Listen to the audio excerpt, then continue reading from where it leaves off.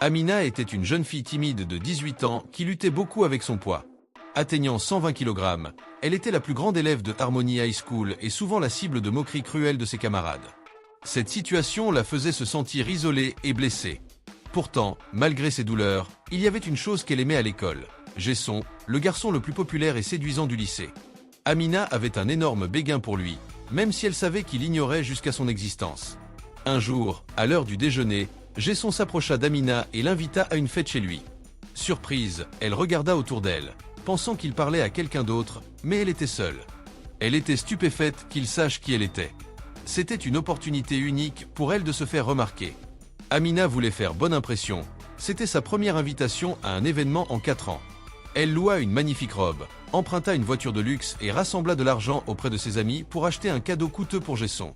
Le jour de la fête, Amina, nerveuse mais pleine d'espoir, arriva dans sa robe louée et avec sa voiture empruntée. À l'entrée, Jason se tenait avec ses amis. Elle s'avança pour lui offrir le cadeau qu'elle avait acheté, mais, à sa grande surprise, Jason et ses amis éclatèrent de rire. Perplexe, Amina sentit son estomac se nouer. Jason attira l'attention de tout le monde et déclara « C'était un pari pour voir si je pouvais faire tomber la fille la plus moche du lycée amoureuse de moi. » La pièce entière explosa de rire. Amina, humiliée et le cœur brisé, s'enfuit de la fête en pleurant. L'humiliation ne s'arrêta pas là. Un des amis de Jason avait filmé la scène et l'avait publié sur les réseaux sociaux. Rapidement, tout le monde se moqua d'Amina, lui attribuant des surnoms cruels comme la désespérée ou hors de ta catégorie. Blessée mais en colère, elle pleura pendant des jours avant de décider qu'elle ne se laisserait plus jamais humilier ainsi. Quand Amina retourna à l'école, des rires éclatèrent dès son entrée en classe. Jason, toujours moqueur, enflamma l'hilarité générale. Mais cette fois, un garçon du fond de la classe, William, se leva. Il attrapa l'un des amis de Jason et dit fermement « Laisse-la tranquille ». Un silence pesa sur la classe. William venait de faire ce que personne d'autre n'avait osé faire, défendre Amina. Jason, furieux, répliqua « Pourquoi tu ne t'occupes pas de ta propre vie, William ? Tout le monde sait que ta mère n'est qu'une domestique chez moi. » Les rires reprirent, mais William ne recula pas. Après les cours, Amina le remercia pour son courage. Alors qu'ils marchaient ensemble, une voiture de luxe s'arrêta près d'eux. C'était le chauffeur de Jason, mais il refusa de prendre William, le forçant à marcher. Choquée, Amina offrit à William de le ramener. Sur le chemin, ils se découvrirent des points communs, et une amitié commença à naître. Quand William arriva chez lui, il trouva sa mère agenouillée en train de nettoyer un sol inondé, ses yeux rouges de larmes. En colère, il demanda ce qui s'était passé. Sa mère expliqua que Jason avait causé ce désordre en représailles pour les événements à l'école. William, le cœur lourd, jura de protéger sa mère et de ne plus laisser Jason les humilier. Cependant, les tourments de Jason ne s'arrêtèrent pas là. Un soir, alors que William et sa mère quittaient la maison de Jason, ils réalisèrent qu'ils avaient perdu leurs clés. William retourna chez Jason pour la chercher. En arrivant, il surprit une conversation entre les parents de Jason, révélant que Jason n'était pas leur fils biologique et qu'il regrettait parfois de l'avoir adopté. Cette révélation bouleversa William, mais il garda le silence. Bien qu'il comprenne mieux Jason, cela ne justifiait pas sa cruauté. En quittant la maison sans avoir retrouvé la clé, William retourna auprès de sa mère, promettant qu'ils surmonteraient ces épreuves ensemble. Pendant ce temps, Amina élabora un plan. Avec l'aide de sa cousine Shiwa, une actrice populaire, elle commença à se faire passer pour Shiwa dans une conversation avec Jason. Ce dernier, croyant parler à une célébrité, se montra doux et poli, un contraste frappant avec son comportement habituel. Amina savoura ces moments, planifiant discrètement une leçon pour Jason. Lorsque le bal de fin d'année approcha, Jason invita Shiwa à l'accompagner, espérant impressionner tout le monde. Amina, dans son rôle, accepta. Le jour du bal, alors que tout le monde attendait l'entrée spectaculaire de Jason et de sa cavalière, ce dernier réalisa, trop tard, qu'il avait été dupé. Ce fut un tournant pour Amina. Pour la première fois, elle reprenait le contrôle.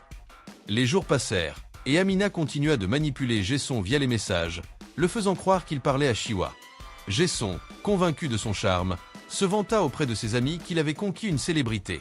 À chaque fois qu'il recevait un message, il arborait un sourire satisfait, ignorant qu'Amina jouait avec ses attentes.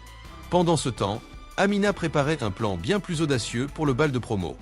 Elle voulait lui faire goûter à l'humiliation qu'il lui avait fait subir, tout en exposant son véritable visage à tous.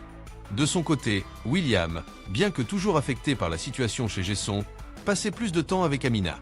Leur amitié grandissait, et ils trouvaient du réconfort dans leur solidarité face aux épreuves. Amina partagea son plan avec William, lui expliquant comment elle comptait utiliser les messages de Gesson pour se venger. William hésita d'abord, inquiet des conséquences, mais il finit par accepter de l'aider, réalisant que Gesson méritait une leçon. Le jour du bal arriva enfin, et l'école était en effervescence.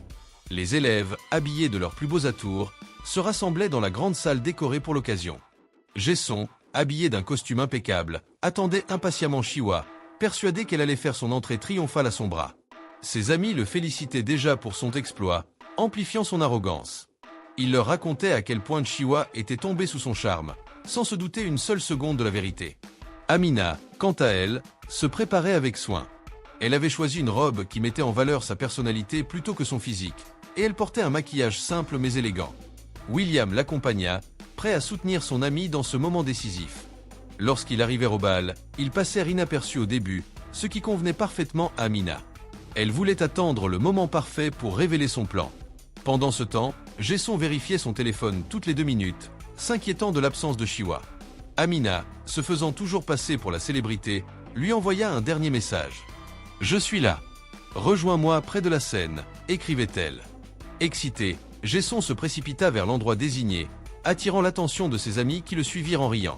Amina, accompagnée de William, se tenait non loin, prête à agir. Lorsque Gesson arriva près de la scène, il chercha Chiwa des yeux, mais ne trouva personne.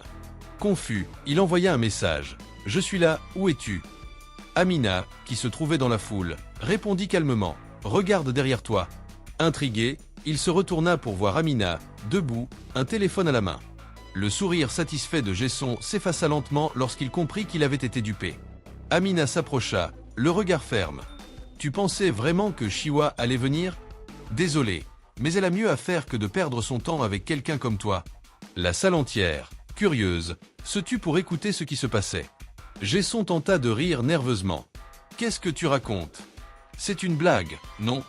Amina leva son téléphone et lut à voix haute certains des messages flatteurs qu'il avait envoyés, déclenchant des murmures et des rires dans la foule. « Tu es prête à tout pour impressionner, n'est-ce pas ?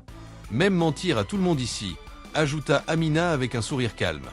Gesson, rouge de honte, tenta de récupérer son assurance, mais les regards moqueurs de ses camarades l'immobilisèrent. William, prenant la parole pour la première fois, ajouta « Ce n'est pas si drôle quand c'est toi qui te fais humilier, hein ?» La situation dégénéra rapidement pour Gesson. Ses amis, qui jusque-là l'admiraient, commencèrent à se moquer de lui. Alors, le grand séducteur s'est fait avoir, plaisanta l'un d'eux. Gesson quitta précipitamment la salle sous les rires et les murmures des élèves. Amina ressentit une étrange satisfaction en le voyant partir, mais aussi un certain apaisement. Ce n'était pas qu'une vengeance, c'était une manière de reprendre le contrôle de sa vie. Après cet événement, Amina devint plus confiante. Les moqueries à son sujet diminuèrent, et beaucoup d'élèves commencèrent à la respecter pour son courage. William, toujours à ses côtés, devint son plus grand soutien, et leur amitié se transforma en quelque chose de plus profond. Ils passaient de plus en plus de temps ensemble, partageant leurs rêves et leurs espoirs pour l'avenir. De son côté, Gesson était devenu une paria. Ses anciens amis l'évitaient, et les enseignants commencèrent à prêter attention à son comportement problématique.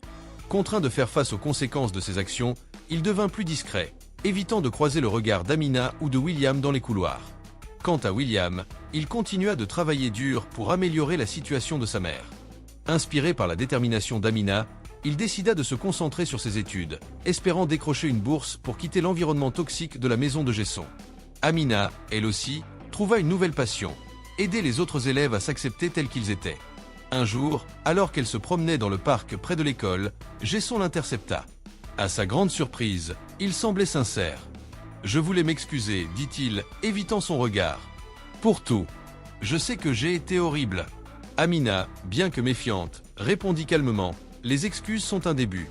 Mais si tu veux vraiment changer, ce sera tes actions qui le prouveront. » Ces paroles marquèrent Gesson, et bien que le chemin vers la rédemption fût long, il commença à montrer des signes d'amélioration. Pour Amina et William, cependant, la leçon était apprise. Peu importe à quel point quelqu'un tente de vous rabaisser, la force intérieure et le soutien des bonnes personnes peuvent tout changer.